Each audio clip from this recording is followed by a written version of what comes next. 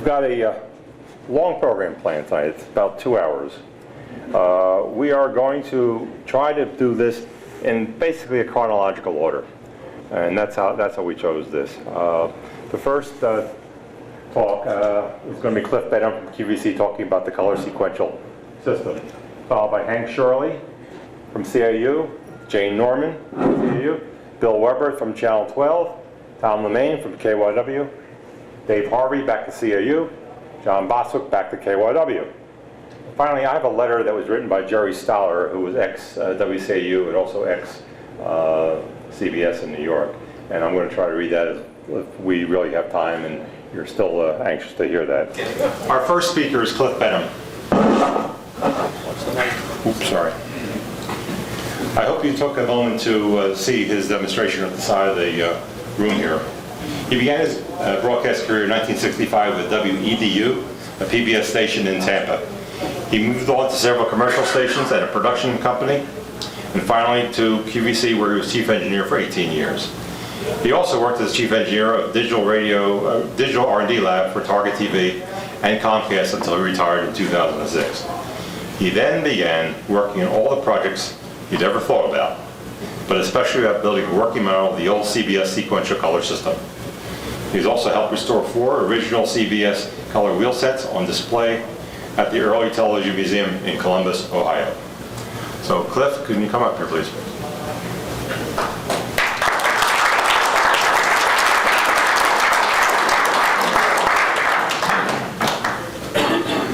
Good evening.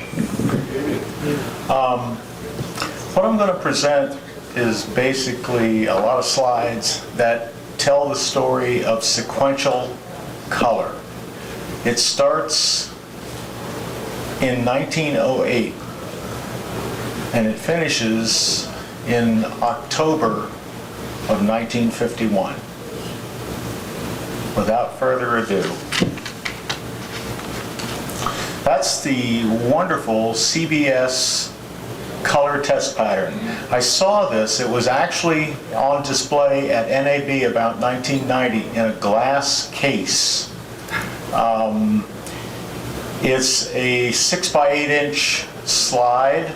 I don't know what the material for the color was, whether it was rattan filters or whether it was some sort of a glass filter, but it was absolutely beautiful.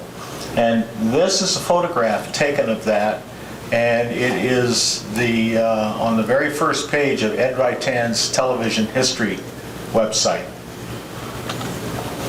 This is the first day of color at CBS in New York. That is June 25th, 1951. Arthur Godfrey is hot because they required... We just want you to go a little Oh, okay. Oh, can you hear me? Yeah, we're good. Okay. Arthur Godfrey is sweating and wiping his brow because it requires about 11 times as much light for color, because 90% of the light is lost coming through the color filters to get to the I/O tube. And the same for Ed Sullivan. This is a studio in 1950. This uses a different color camera than the full broadcast camera. The full color broadcast camera is an RCA TK10 modified with an internal color wheel.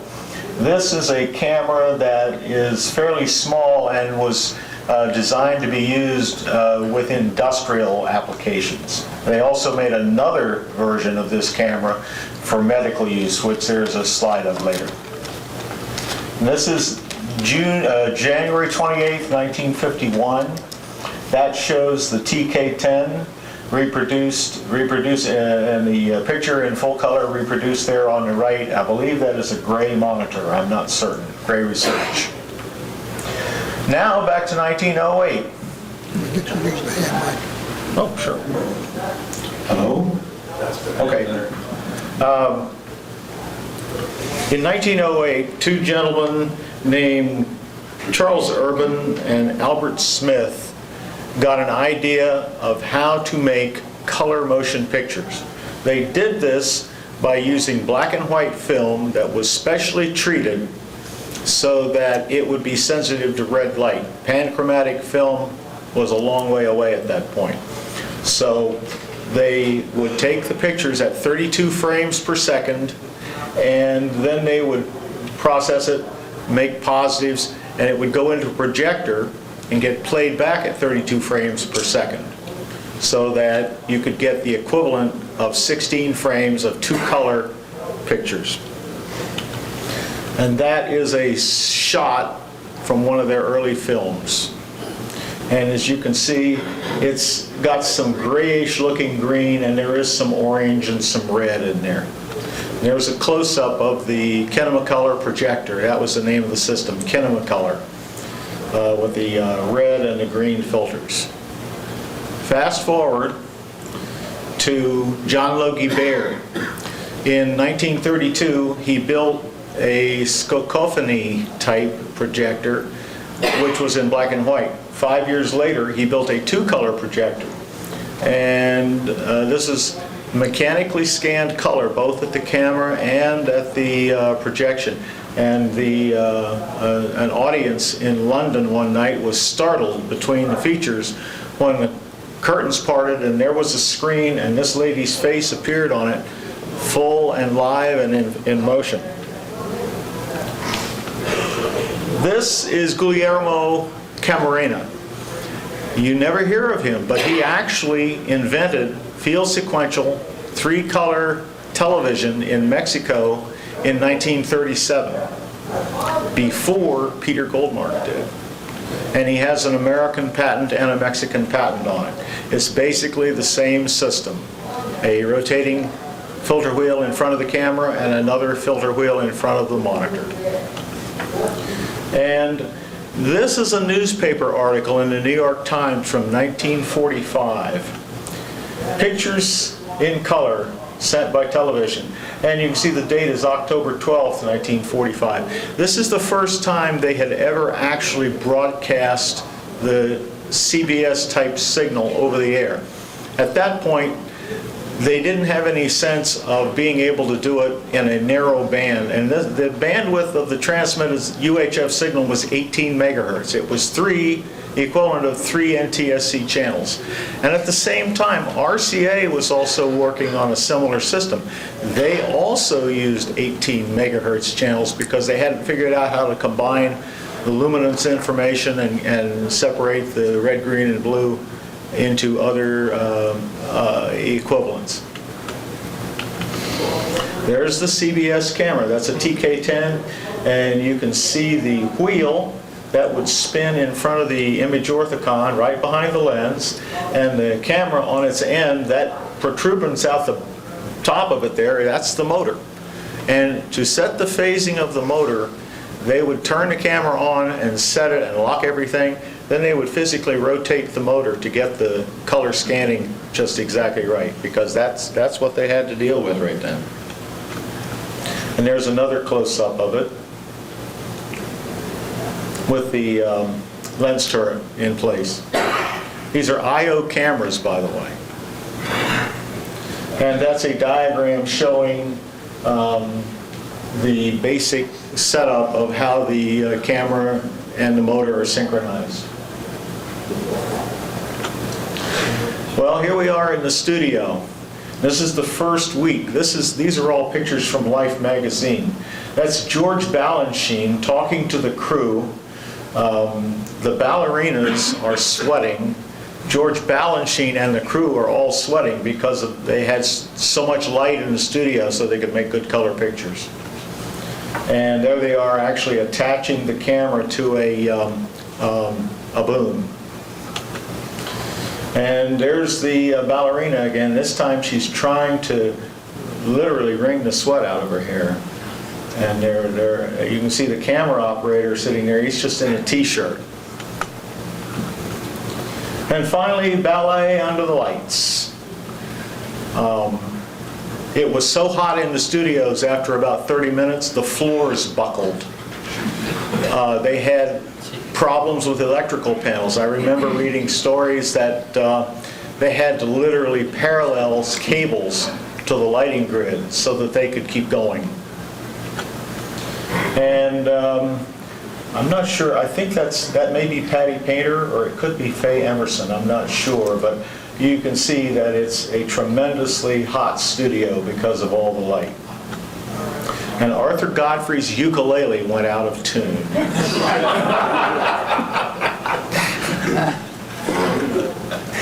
This is the industrial camera. The second lens is a parallax viewfinder for the cameraman. It was small, it could go places where you couldn't get a TK10. All this equipment ran on 48 cycle AC, which they made with motor generators. And there was a huge unit about 3 feet tall and about 2 feet by 2 feet that contained the sync generators, and also the bottom rack was the 48 hertz generator tied to a synchronous AC motor. And this is the Smith, Kline & French medical television system. I think this is actually a black and white photo that's been hand tinted. This is out of a very early TV book. The camera is suspended on a boom looking down over the doctors as they operate. And they use these in medical theaters. When they first introduced it, they did a medical show at Atlantic City, and thousands of doctors attended. And people started fainting in the aisles because they had never seen red blood on a television screen. There's a CBS Monitor. They built a number of handmade monitors to present CBS Color to the FCC and to do general demonstrations. This is one of the earliest ones. It's a 9-inch monitor. Later they built a couple of other monitors, 2 of which I have worked on that are on display in Columbus, Ohio at the Early Television Museum. And that's Peter Goldmark holding up a wheel up at the top. And in the bottom, oh, there's Peter. I'm sorry, let me go back. The 2 pictures in the bottom are the largest field sequential sets ever made. The one on the left is a drum receiver made by CBS. It had a 17-inch CRT, and the drum rolled around from top to bottom and made pretty good looking color. The other set is a projection set made by General Electric. General Electric also branched out into their own version of color. Theirs was 144 cycle vertical, but the horizontal was 47,250, giving 525 lines. So it had more resolution than the original CBS. That's basically about the same look the wheel that I have sitting over here has. Then when pictures of these wheels got into the press, people wanted to start to try to build these things themselves, and people did. This article is about a man in New Jersey named Kyle who built his own color wheel for 30 cents. He used dime store cellophane and made a web out of cardboard, attached it to a motor, and he got color. Now I think that's a different set. Or maybe the same, I'm not certain. But that's what these people do. They had these things whirling around at 1440 RPM unprotected in their living rooms. Now, there's a Crossley set. The guys have done a little better job. But, you know, the wheel is not really big enough. So it becomes like CBS's personal viewer. They made a small viewer that would sit on the table beside you, and you'd look through the viewer at the TV across the room, and you could see the full color picture. It didn't have any servo. It was a mechanical brake, and you had to keep adjusting the brake to keep everything just so. In 1953, the Russians introduced Raduga. This is rainbow in Russian. And they had a field sequential color system that was based on the standards used in England at the time in their 405-line black and white system. The field frequency was 50 in England, but they tripled it to 150, and it was still very much like CBS. It used color wheels in front of the cameras and color wheels at the receivers, same thing. That system actually was in use until PAL came into use in 1965. And that was when black and white PAL appeared, and 1967 was when color PAL appeared. That's the Reduga test pattern. I love the star.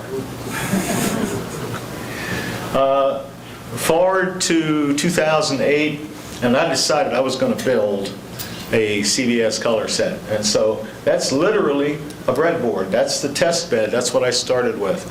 The set has gone through about 8 different color wheels, about 7 different monitors, and all sorts of different circuit changes over the last 3 or 4 years. And that's the first time I ever got good color enough out of it that I thought I could take a picture of it. You may recognize the lady in the picture. Here's a shot of the set on my test bench, which is the kitchen table. And you can see the color waveform monitor. CBS had a color waveform monitor that they used in their studio. And this allowed them to use the color mixer they had invented, which gave you controls similar to those found on a 3-tube color camera. You had a black for red, green, and blue, and you had gain for red, green, and blue. So you could literally go in and rebalance the color if it wasn't exactly what you liked. And there's a color wheel. This is a CBS document the wheel is lying on, and that is a wheel I built for the RX40 CBS set at the Early Television Foundation. And there's 2 sets that I built. The one on the left is the set that's sitting over here running, and the one on the right is a set that CBS wanted to build but couldn't because RCA would not sell them a color picture tube. The set on the right is a CBS color set, but it doesn't have a color wheel. The serial signals are taken apart through a switch and fed to the individual red, green, and blue channels of this 21-inch PC monitor. And when you do it sequentially like that, the picture isn't as bright because they're not simultaneous. There's only one color on the screen at a time. And there I am with my little computer using a spectroradiometer to measure the color of the light coming through the picture tube and also measure the colors that are available by using certain different types of filters. Okay, this this diagram is a horseshoe, CIE horseshoe curve, and those are the E primaries. Those are the colors that CBS chose finally to go on the air with. A primary is not just a color. It's a primary, in this sense, is made from the color of the light coming from the CRT as it's acted on by the filter. So what you see there is a combination of the characteristic of the light from the CRT as it's changed by the filter. And they used Ratten filters. Ratten filters at that time were reasonably expensive, but being a big network, they could afford it. I wanted to try to duplicate the color wheel that they used by using Ratten filters. And after I did some investigating, it would have cost me $2,300 to buy enough Ratten filter material to build one wheel. So I went with lighting gel made by about a dozen different manufacturers. I've gotten some from France and some from England, mostly though from here in the US. And I don't care what those charts in their little brochures say, none of them are equivalent. Somebody else's red is not equivalent to a Roscoe red, for instance. These are the other 3 primaries that CBS thought enough of to publish the details on. They probably had many more. The other set, that's the E primaries, what they ended up using finally. And those are the A, C, and D primaries. You can see that there's not terribly much difference between them. But there is enough of a difference, and the difference was determined by the phosphor in the picture tube. And here's a comparison of the red plot is the original E primaries, and the blue plot is what I'm doing over here with this color wheel. I was able to replicate it and get it close enough. The blues are deeper, the greens are a little deeper, and the reds are deeper on my set than on the CBS set. By comparison, the smaller triangle in the center represents EBU, ITU, and SMPTE phosphors. They only produce a gamut that's about 64% the size of either the NTSC gamut or the original CBSE primary gamut. They do this so that they can make a lot brighter picture. Everything is a trade-off. If you want more saturation, you're going to have a darker picture. And this is a spectroradiometer chart showing the response of the light coming through the picture tube passed through all three filters. And you can see that there's the red is a lot lower than the blue end. The reason is because there is more red light coming out of the picture tube than there is blue. The color temperature on this CRT is about 5,800 Kelvin. Normal black and white CRT in the 50s would have been 7,500. And finally, where are we 100 and some years later? We're back to this, a little color wheel. So we've come full circle. That's it.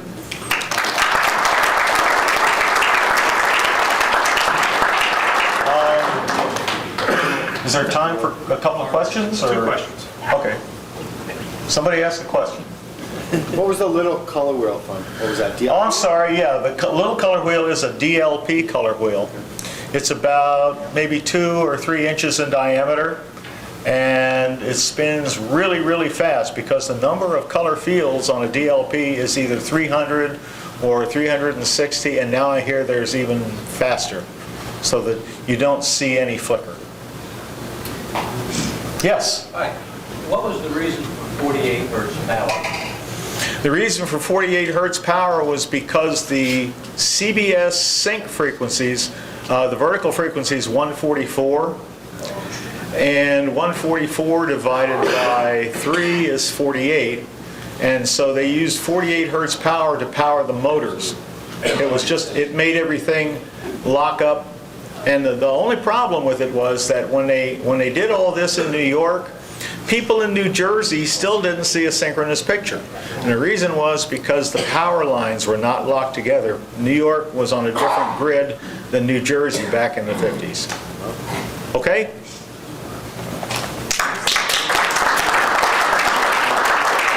Well, thank you very, very much.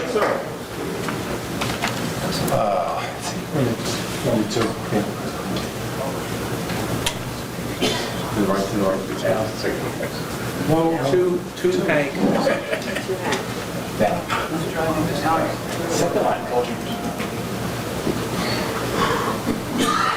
Yeah, normal people believe that if it ain't broke, don't fix it.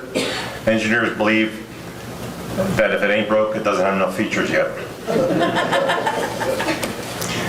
So next up is Hank Shirley, and some people call him Elmer, some people call him Hank.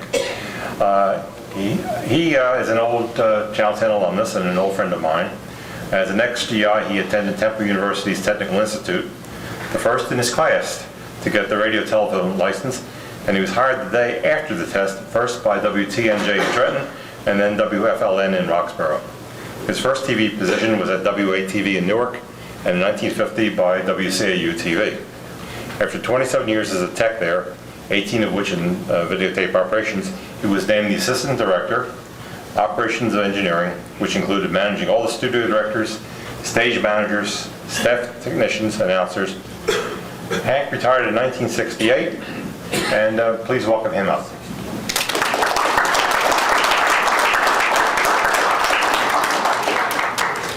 Okay, thank you. And, I got into TV in '49. My people went on the air at that time around 4 o'clock in the afternoon, and I had a lot of my neighbors' kids who kept asking me, why don't we start earlier? Because they would come home from school and watch TV, the test pattern, waiting for something to happen. Because in '49, TV signed on around 4 in the afternoon, signed off around 10 o'clock at night.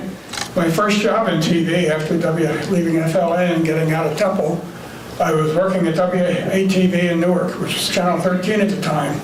Their programming was intermittent, or it was all sports. It was an independent station, and I found out, I learned how to line up image orthicons when I was going to Temple, because our lab technician actually worked the channel WFIL, it was called in those days at the time. Irv Ross, who became their chief engineer way later on.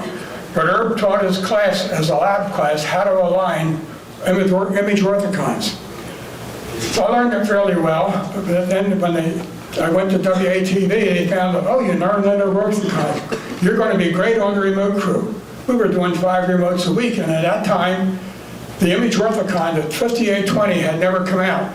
It had not been invented yet, and the orthicons that we had, for each one of my 3 cameras, I had 3 different tubes, depending on the lighting source, in order to be able to get a grayscale rendition of the proper black and white image. So depending on where we were going for stock car racing, boxing, wrestling, Seton Hall basketball, I had to make the image orthicons fit the lighting source in order to be able to not have a muddy picture, which we would get otherwise. When right about the time I was ready to come to CAU, all of a sudden the 5820 image orthicon appeared on the surface, and they no longer required selective lighting for to be able to get high resolution and a full grayscale range from dark to full light. And that was one of the big challenges. And whether the challenge was the photocathode on the image orth or the target material, before the 5820 became along, it was a challenge every night, because lining up an image orthicon in a 2K30 RCA camera, you didn't do it in 5 to 10 minutes time to have a good picture quality. So you learned very much how to have it. Then I came to CAU. Oh, you've been on the remote crew with the previous station. Bingo, they assigned me to a remote crew that was going to do the Penn football games at Franklin Field. That was great. It was easy work. I was doing, even though I wasn't on video anymore, I was on a camera. Everything was fine until the Penn Cornell game that was going to occur the Saturday after Thanksgiving. We were told the weather was going to be bad. Boy, it was bad. It was actually a hurricane, but back in 1950, they didn't predict hurricanes like the way they do today. They had no way to do it. They had built platforms hanging from the upper deck of Franklin Field, where you had to climb down the good work on a catwalk that they built to get to the camera positions. They put pipe over the camera positions and cast the canvas on it, tied the canvas to the half-inch pipes. Well, a hurricane made very short work of that. That morning, I recall 3 of us holding a 2-foot dish to the microwave. The transmitter that was sending the signal to PSFS. Took 3 of us to get the dish attached to the RCA microwave can, which resembled a 5-gallon trash can, if you remember any of the old early days. Took 3 of us to hold that dish in place and get it fixed in place so we could put the waveguide on the signal. Before the game even started, all the canvas had torn off the camera platforms. I was XGI and I had a poncho with me. I was able to cover my camera with a poncho and me. A couple of the guys came dressed as a cameraman, like I'm dressed today. One fella, great guy, Jim Grant, who's now gone, like a lot of us were from that time. He looked like a drowned rat by the time that game ended.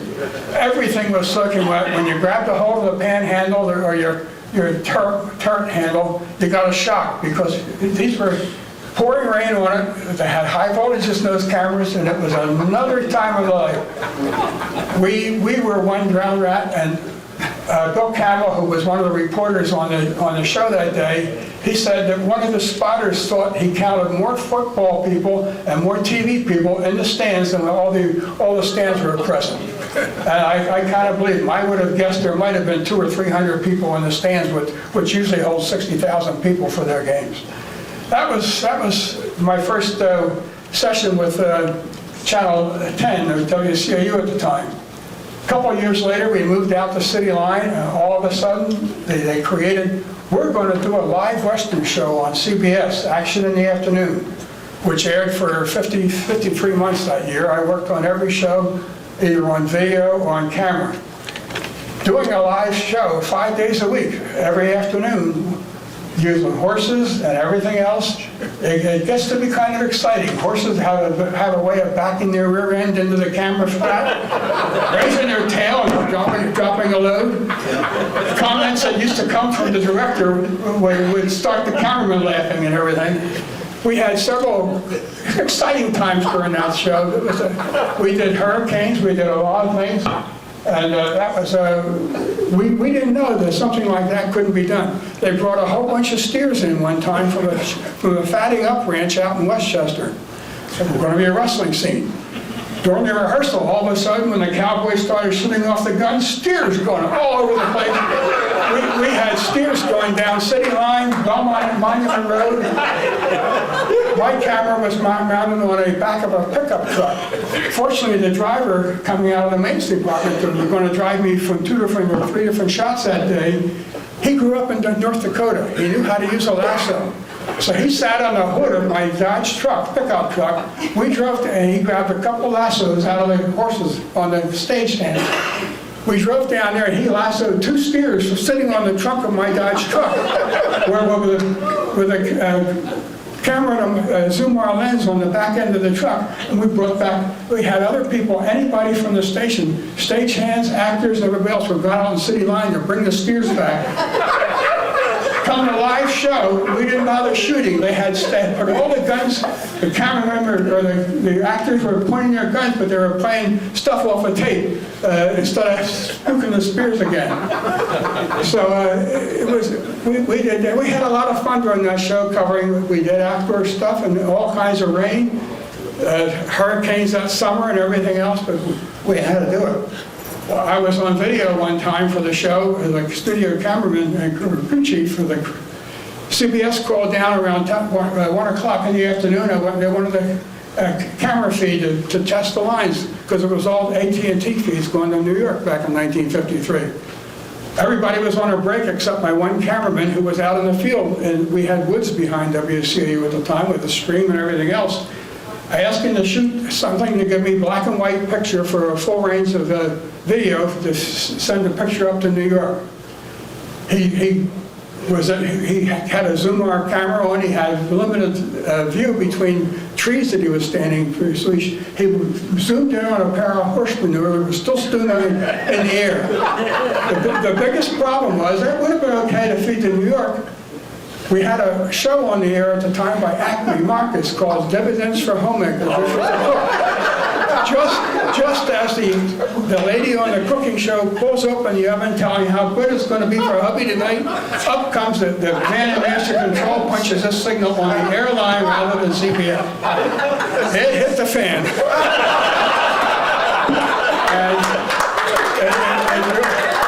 I was told later on by the audio man in master control that what this fellow had said, oh shit, and he said, you're right, Sam, but you better get out of it. They wanted to fire my poor cameraman who had nothing to do with putting it on the air the wrong way, and I was fortunately shop steward at the time and had to go upstairs and save the poor guy's job. They didn't want to go after the guy in master control because the management people were kind of afraid of him. He was sort of known as a character. But other than that, Action in the Afternoon survived 53 weeks on the air, and I've written up, helped one of the producers or directors of the show write up all the story that's on the Broadcast Pioneers site. And I guess, things like that shot there, and some of the others were taken from that time. That's me on camera talking with the other guy when I was on the Zoom R camera. I did every one of the shows except for the 2 weeks I was on vacation, either as a video operator or the cameraman. So it was something, as we look back on it, we don't know how the devil we ever succeeded at it. Back into done with Action in the Afternoon, the next thing was coming up with wireless microphones. Back before transistors were invented, wireless microphones were a little different animal. And we were doing a show for Edward R. Murrow called Person to Person, who we wanted to visit people in their home environment electronically. And because they had seen me building my first amateur radio on my lunch hour in the shop, they figured, oh, he knows all about RF, so he's going to take care of all the wireless microphones. wireless microphones back in the mid-1950s, roughly 55 or 56, were really converted electronics from Korean War walkie-talkies. The transmitter was approximately 6 or 8 inches high, like 2 or so packs of cigarettes end to end.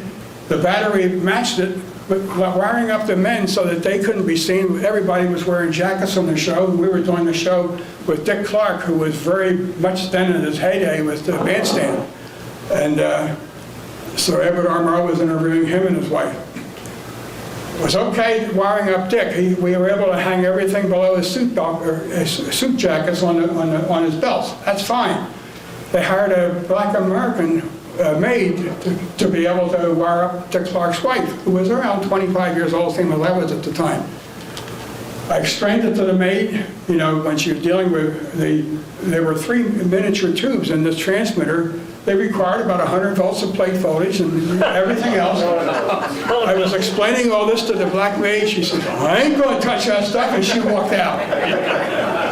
We went to the producer of the show. He says, take Mrs. Clark into the bedroom and do the best you can together. And I got to tell you, I'm 25 years old. She's about 25. I'm trying to line up, put things mounted on her thighs, under her skirt. I'm trying to look away as I'm doing this, and probably fumbling around more than I would have needed to. I had to have her zip down her dress in the back to run the antenna up her neck to her collar. I let her put the microphone in her bosom because I was having nothing to do with it. But this was early television, but the 2 of us come out of her bedroom. We were both so red that night. Dick Clark and the whole crew kept teasing the 2 of us the whole night long. What ham radio got me into for something like that? So some of the other things I got into very early in my career in the business, I was one of the first ones who used fiber optics in TV. At the time, Channel 6 had been able to put a dish on the spectrum. But Ed Snyder did not like the looks of the dishes. He would never allow Channel 3 or Channel 10 to put a dish on the spectrum. So we had very good relations with the Veteran Stadiums people. And KYW wanted, to get any of our shots out of the spectrum, you can imagine the Vet Stadium was blocking all the microwave shots, so they had to move their trucks pretty far away from the spectrum in those days. We got the idea at one of our dinner meetings of the chief engineers in town that maybe we could run lines underneath Patterson Avenue to the Vet. So I had a good deal with the people at the Vet from CBS doing football for many years there. I figure we'll get them to put up a KYW dish, and we'll work together. I'll get together with KYW and we'll run fiber optics under Patterson Avenue. We were afraid of running any electronic coaxial cable because there was so many other electronics under Patterson Avenue. I got Garrett Brown, who invented the Steadicam, as everybody will remember. He had purchased a whole bunch of fiber optics material trying to sell his Skycam camera operation over football stadiums, and it was never going too good for him at that time. So he had a whole lot of fiber optic stuff left over. I got involved. We'll buy all that stuff up and we'll line it here. I got in bed together with KYW. They had good contacts with the streets department in Philadelphia to get under Patterson Avenue. I had good contacts to drill holes in all the layers of Vet Stadium to get his microwave stuff up. We got together and in order, both for our capital projects, I had to pay KYW some money and they had to pay us the money. We couldn't just trade it off because I had a show in the books. New York called up, what in the devil are you guys doing, buying and doing stuff with KYW? He's one of your competitors. I tried to explain to him, this is the town of brotherly love. And it was saving both of us money. They finally bought it, but that was pretty much, and the only other time that I got myself into trouble, we went stereo. We were the first station in town to go stereo. And unfortunately, Dave Horowitz's boss, Joe Flaherty in New York, had made a statement to some group, maybe SMPTE in New York, the week before this, when we went stereo, that CBS has no interest in stereo. We're not able to do it. Actually, from what I was told by one of my other compatriots in New York, it was mainly because of the cost that it was going to cost to add stereo channels and everything else. And whether Joe liked it or not, he had to make the statement, we're not interested in stereo. Well, we go next on Variety that morning, Monday after we go on the air on a Sunday, all of a sudden CBS O&O is now stereo. He called me, my boss, John Byrne, was on vacation that week. Joe called me up. He wanted to raise hell with somebody. I was holding the phone out like this in my office. He was shouting at me so bad that two gals that worked in the outer office outside were coming in because they could hear every word that Joe Flaherty was. He was on hot tomato for a while. But the little things like that, being in TV early in the game, this has got me too much early into everything. So that's about my end of the story.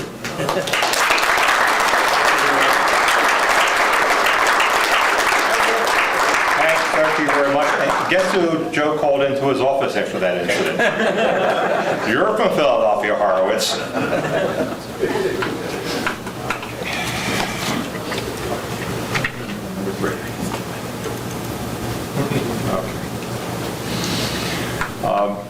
Do you all know what the difference is between a mechanical engineer and a civil engineer? Mechanical engineers build weapons. Civil engineers build targets. Our next speaker is Jane Norman. Jane was suggested to us by broadcast pioneers of Philadelphia. Jane is a singer, composer, writer, and TV personality. She got into the business as a child when at age 8, the Philadelphia Orchestra performed one of her compositions. She created and starred as Pixanne on WCAU TV for many years. That show also aired on WNEW TV in New York before it became nationally syndicated. Jane also co-produced and acted in a series of Emmy-nominated primetime family specials for CBS and NBC. Jane is now a recording artist.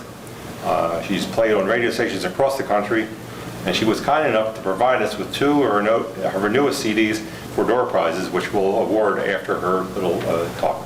Jane?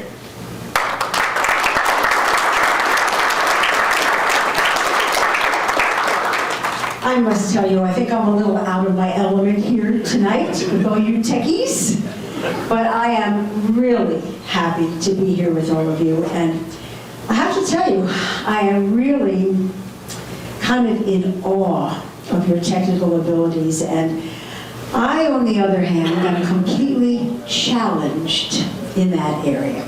I do have a computer, and I can send an email and receive an email, and that's all that I can do. What more does one need to do with a computer? I have a phone. I have a cell phone that is 8 years old. And when I go into Verizon, they laugh when they see me there because they know no matter how hard they try, they are never going to be able to update me because I know how to use my cell phone. I can call out and I can get a call. So that is why I am truly in awe of all of you here tonight. But I guess maybe I shouldn't belittle myself because there are probably a couple of things that I can do even better than you. I can probably sing and dance and tell stories better than you. And I would imagine that precious few of you could fit into my little green pixie outfit and look kind of cute.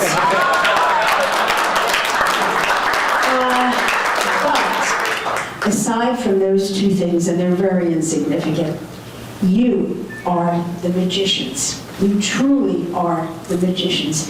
You are the ones, particularly Hank and the rest of you at WCAU, you are the ones that made me look good. You are the ones that brought the magic into the magic forest.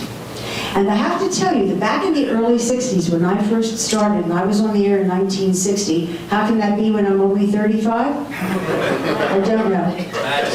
Yeah, magic is right. We were doing things technically that were really advanced. Nobody else was doing what we were doing. I don't know if you knew that, but we were truly one of the first local shows, not local kids shows, but local shows to go color. We were doing things with chroma key that nobody else was doing. We were doing the most imaginative, creative, innovative things with chroma key. And you magicians, you were the ones that made me fly in the air with flying saucers. You made me swim underwater with fanciful creatures. And I was able to sing and dance and talk to 12-foot-high dinosaurs without ever leaving the magic forest. And it was all because of you, and for that I am eternally grateful. In fact, I would venture to say there was nothing, almost nothing, that we couldn't do with that blue screen. It was blue back then, it wasn't green. Well, maybe there was one thing we had a little problem with, and that was flying. Right on cue. We had a bit of a problem flying. Fly with me now through my magic forest. We wish you lots of adventures with them today. Where did you find that? Anyway, when we tried to fly, nobody really understood how to do that. I was reading all about the crater. I'll wait till they turn that off. Okay, there we go. We knew that we did not want to use chroma key because we thought that that would be a little bit hokey, because I had to fly into the magic forest, do my show, and then fly out. So instead of chroma key, we decided to do it the old-fashioned way with a wire. But how? Well, the station, in its inimitable wisdom, decided that they would put me in a parachute harness and then attach the wire to that. Well, that would have been all right, except that the parachute harness they put me in was made for a 300-pound man. When I put that harness on, I truly looked like a 300-pound Pillsbury doughgirl. It was humongous. And on top of that, I was supposed to wear my little green pixie outfit, and I couldn't even zip it up the back. And it's a darn good thing that we didn't try to fly that day, because how many of you remember Dick Kearney? I don't know if you do or not. Well, he was one of our cameramen, and he probably would have aimed that camera right at my rear so you could see that I couldn't zip it up. And once again, I would have ended up on the blooper tape, and I'm on that a lot, thank you very much. So, how did we do this? Well, we did attach the wire to the harness, and then a cable to that, and on the other end of the cable was one of our wonderful ADs, and maybe some of you remember him, Skeets O'Neill. Now, picture this. My life was in Skeets O'Neill's hands, and that is scary. He was in charge of flying me. Well, we did fly for about 35 seconds. Until the cable broke and splat. I went down on WCAU's concrete floor about 10 feet. I was really lucky that nothing was broken. I was okay. However, Skeets didn't fare quite as well. He damaged a rib. So the station decided they better send us across the street to the Presidential and see Dr. Brown. Picture this. We're hobbling in to Dr. Brown's office, and there was about a 70-year-old woman sitting at the reception desk, and she looked at us and said, "Yes, and how may I help you?" And I said, "Ma'am, I know you're not going to believe this. It's a good thing you're sitting down, because I am a pixie, and I fell while I was flying." I don't think she thought that was very funny. She rolled her eyes and looked at Skeets O'Neill and said, "Yes, sir, and how may I help you?" And he said, "Well, ma'am, I don't think you're going to believe this, but you see that fairy over there? I dropped her on her ass when I was trying to fly her." That poor woman was never the same.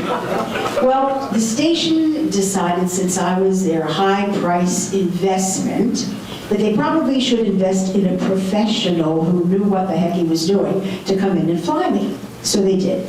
They brought in Peter Foy. I don't know if any of you recognize that name, but he was the go-to man, and his company still, they're the ones that fly everybody that has to be flown, whether it's on Broadway or television or in films. And Peter came to the studio himself. And he had just finished flying Mary Martin in the black and white version of Peter Pan, which I think aired on CBS. And he came into the studio and he looked at me and he was so happy. He said, "Thank goodness you aren't tiny. I am going to put you in Mary's harness." I was so excited because Mary Martin was my idol. And he said, "Well, don't get too excited because it's not as comfortable as it looks." Well, I thanked him very, very much. But I told him there was just one problem. And I don't know if any of you remember that show. But I told him that when he flew Mary Martin, I was able to see 4 guide wires. And I didn't want any child that saw the Pixanne show to ever see a wire. Right, Rich? No wires. Anyway, I said, "Please, couldn't you just put me on one wire?" And he laughed and said, "Impossible, because if you're on one wire, you've got no control. You are going to be, twirling around like a top." I pleaded with him. I said, "Please, I will work so hard." Well, at the end of 8 hours in that harness, and he had told me that Mary Martin could only stay in that harness for 10 minutes at a time. So after 8 hours, I finally was able to hold my body in this position without twirling around. I could fly into the forest, I could fly out of the forest, and we taped it, and I think it only took about 2 takes, and it was that second take that we used, and I never had to do it again. However, now it was time to take off the harness. My God, I looked as if I had been in the worst automobile accident ever. He was absolutely right. I had welts, bruises, cuts all over my body, and it really was not a good thing. However, it was worth it, because to this day, every single child in America that saw the Pixanne show, and there were millions of them, because as we had mentioned before, the show started in Philadelphia for 10 years. I went to New York, then it was a national syndication. It had a 17-year run. So over that 17-year time, there were millions of kids that watched, and every one of them, to this day, still believes that I can fly.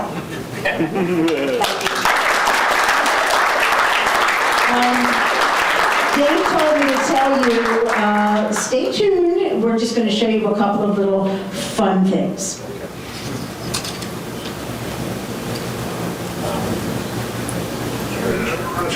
We're going to try.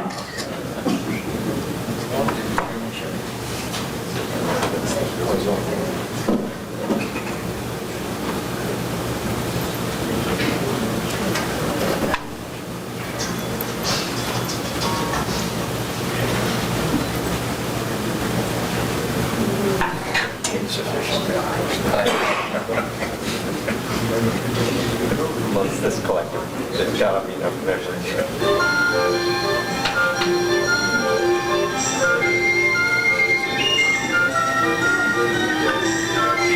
Hi, I'm Pixanne.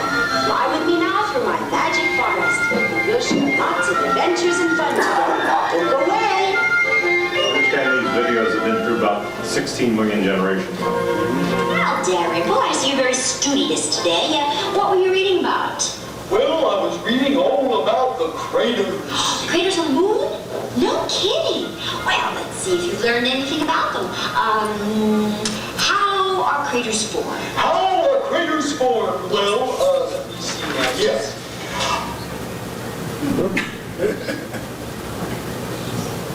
Would you like to swing on a star?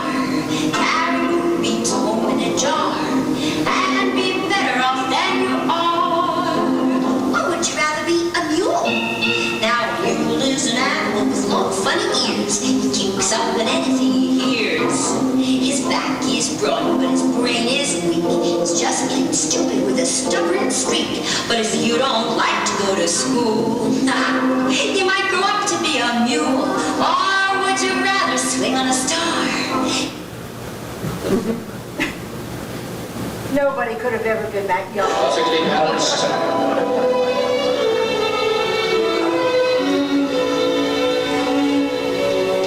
And now, fall deeper and deeper asleep. I want you to feel yourself weightless now and flying through the sky.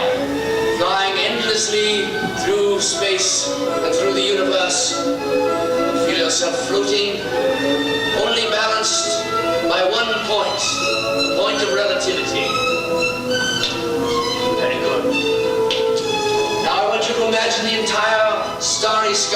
circle of the universe passing over you and yourself passing through it.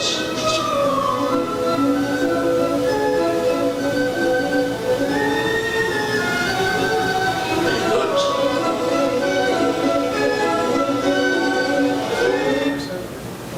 Truly magical. Our visitor is Ben. When we get, there we go, we'll put the fire out, and you'll see something really exciting.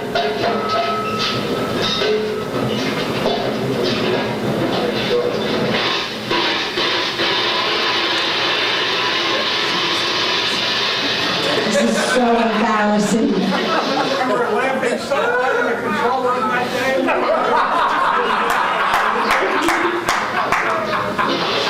This was Fire Prevention Week. And I was trained in the theater, so the show must go on no matter what.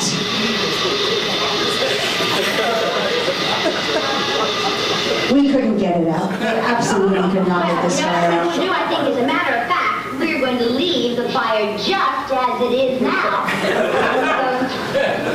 Well, maybe instead of having to do this, maybe the sergeant would come back again a little bit later sometime, and he'd show some of the other things that the dogs can do. There was so much smoke in our set. It was like a forest fire in the forest.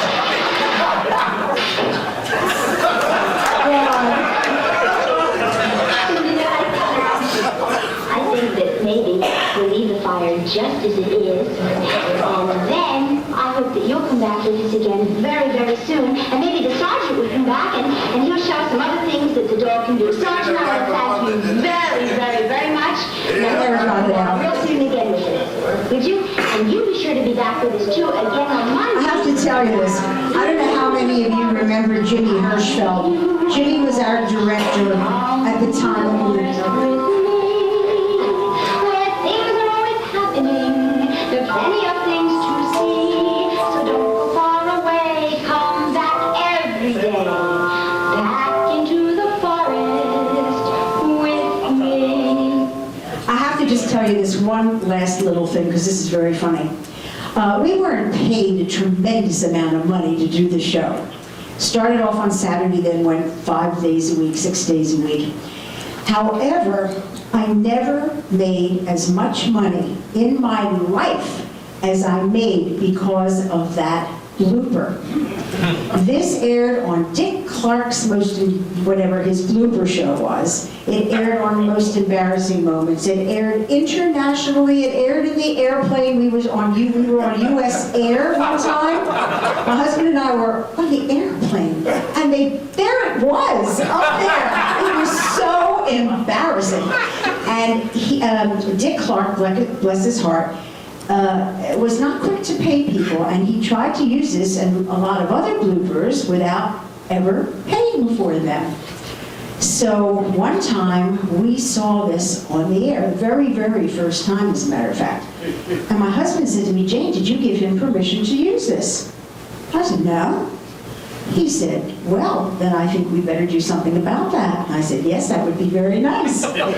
He called up Dick Clark's company and said, "I'm her agent, and do you have the rights to use this piece?"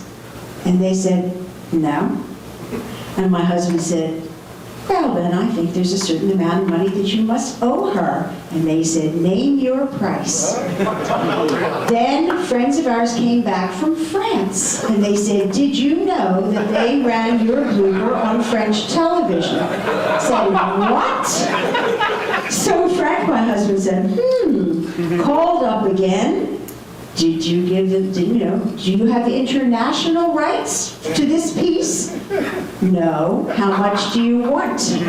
He quoted them a ridiculous amount of money. Then we saw it in flight, did the same thing again. I wished I made 100 of these. I would be a very wealthy woman.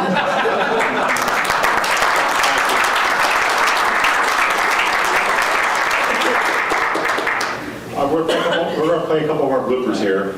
Watch the puppet's head here. And guess who's doing the puppeteering? Treasure hunt, sponsored by the Puppet with a pipe. Hugo. And the winners will get their pictures in the paper.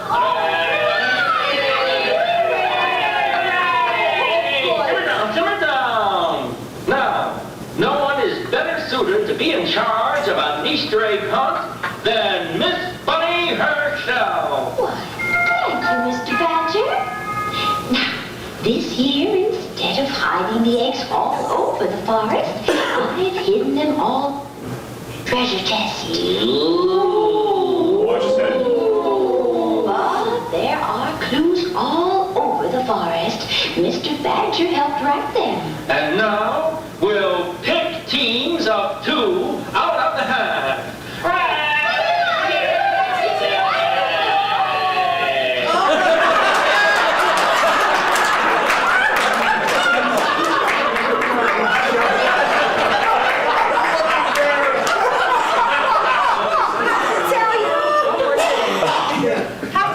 That's the first piece I ever saw. Oh, this show is called Tuttle, and I did the puppeteering and the female voices. All the voices on here were ones that I had done. This was a marvelous show, by the way. It really was. But we had a lot of bloopers, and I called up the person whose show this was, Marshall Eisen, who did this at WCAU. And I called him. I said, "Have you been paid for the Tuttle bloopers?" And he said, "What are you talking about?" I said, "They just ran on Dick Clark's show, and I got him money." I also set the puppet's head on fire. Watch here. Here it is.